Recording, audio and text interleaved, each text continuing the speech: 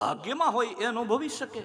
આ કથામાં સ્કંદ પુરાણની કથા હોય, શિવ કથા હોય, રામ કથા હોય, ભગવાનની કથા, આમાં કોણ આવી શકે?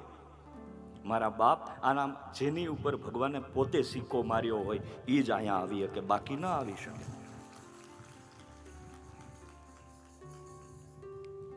બાકી ગેટ સુધી આવે ત્યાંથી પાછા ફરી જાય. કાં તે કે ડીલ આવી જમીનની. બોલો નારાયણ. कथा में वही आते हैं जिन्हें मेरे नारायण बुलाते हैं, उसके बिना नहीं आ सकते. यहाँ सिक्को मार्यो હોય આજ પૂગે. ન તો એક બાપા એક ગામડામાં ભગવાનનું રામનું કોઈ દી નામ લે નહીં, કૃષ્ણનું કોઈ દી નામ લે નહીં. હવે એ બાપા છોકરાઓ હાટું 1000-1500 વીઘા જમીન મૂકી ગયા, કરોડો રૂપિયા વ્યાજે ફરે, 5 દીકરાઓ, એની 5 વહુઓ. પણ ગમે ત્યારે તમે જો કથામાં કે બાપા કે કથામાં નથી જવું. કેમ? કે કથામાં જવાથી માણસ સુધરી જાય તો મારે સુધરવું નથી. હા, પોતે સ્વીકારે પાછું મારે સુધરવું નથી.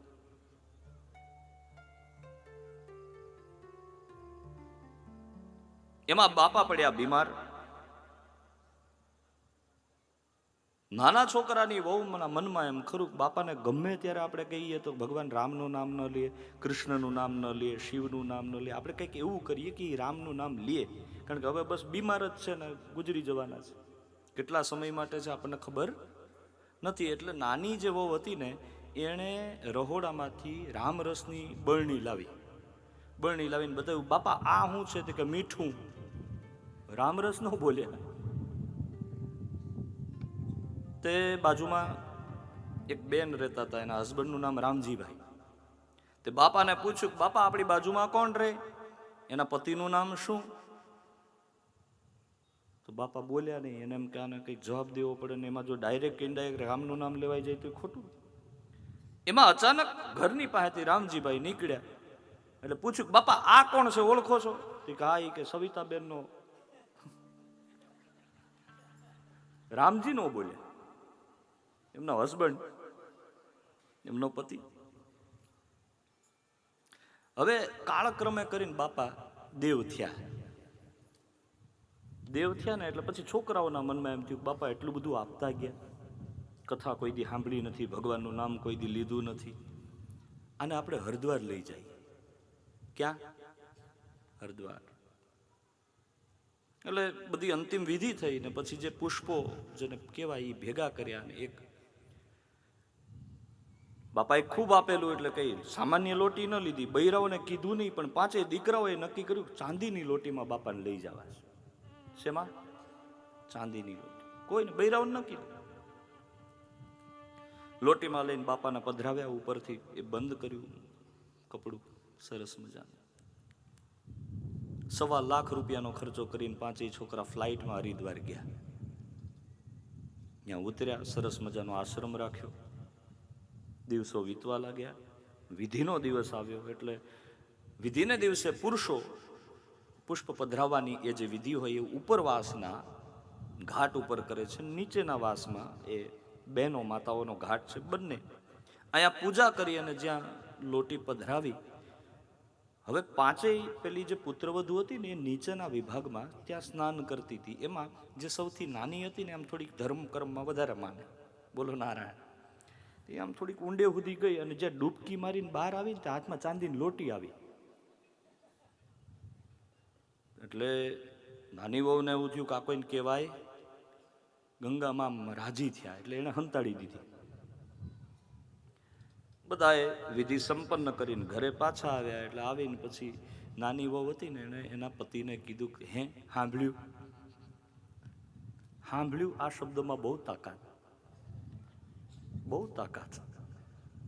અને સાંભળ્યું ઓલા ઓરડામાં કે અહીંથી આવ્યો. હવે આમાં તાકાત બહુ છે. મારે તમને કંઈક કેવું છે. તો કે શું કેવું છે? તો ગંગામાં કદાચ આપણને કોઈને જેટલા નહીં ફળ્યા હોય એટલા મને ફળ્યા. કાં? હું ગંગાજીમાં સ્નાન કરવા ગઈ ને તો ગંગામાં એ રાજી થઈને મને લોટી આપી. શું વાત કરો? લોટી હોય નહીં? હા, તમારા હામ લોટી આપી હા કેવી કે ચાંદીની ચાંદીની કીધું ઓલો ચમક્યો બતાવ્યું તો પેલી લોટી કાઢીને બતાવ્યું આ તો બાપુજી પાછા આવ્યા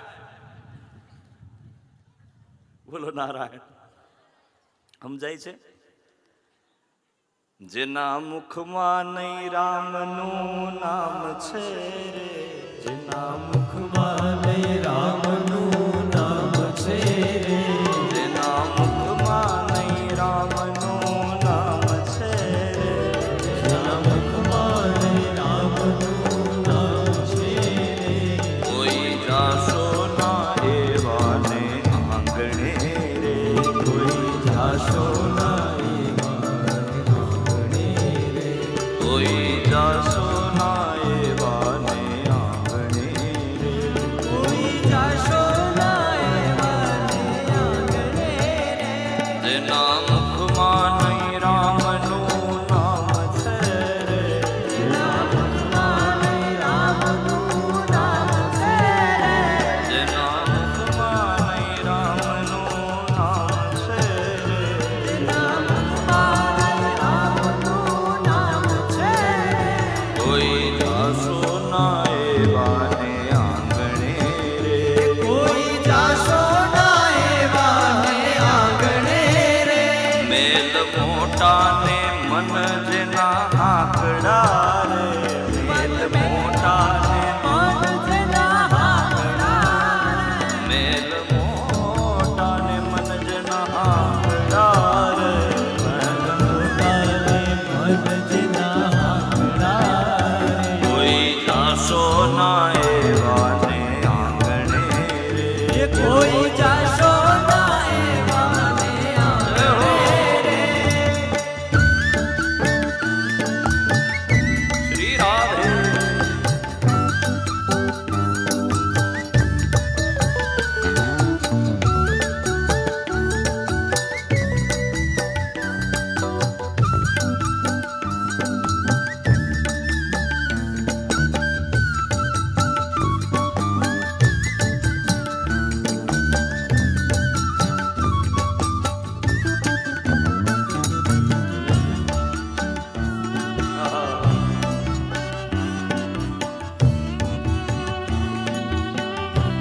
શબ્દો સમજાય તો અરે ગાજો મજા આવશે જમ જેવા મહેમાન જેને લાગતા રે જમ જેવા મહેમાન જેને લાગતા રે જમ જેવા મહેમાન જેને લાગતા રે જમ જેવા મહેમાન જેને લાગતા રે જેની વાણીમાં આવને આદર નહીં રે જેની વાણીમાં આવને આદર નહીં રે કોઈ જાશો ના એવાને આંગણે રે કોઈ જાશો ના એવાને આંગણે રે જેની વાણીમાં આવને આદર નહીં રે જેની વાણીમાં આવને આદર નહીં રે જેની વાણીમાં આવને આદર નહીં રે જેની વાણીમાં ભાવને આદર નહીં રે કોઈ જાશો ના એવાને આંગણે રે કોઈ જાશો ના એવાને આંગણે રે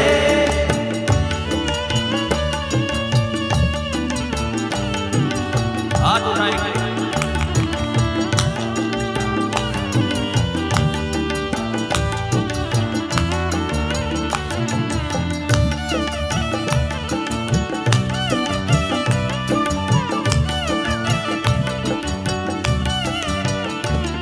અમે ડાયા ને બીજા બધા મૂર્ખા રે અમે ડાયા ને બીજા બધા મૂર્ખા રે અમે ડાયા ને બીજા બધા મૂર્ખા રે અમે ડાયા ને બીજા બધા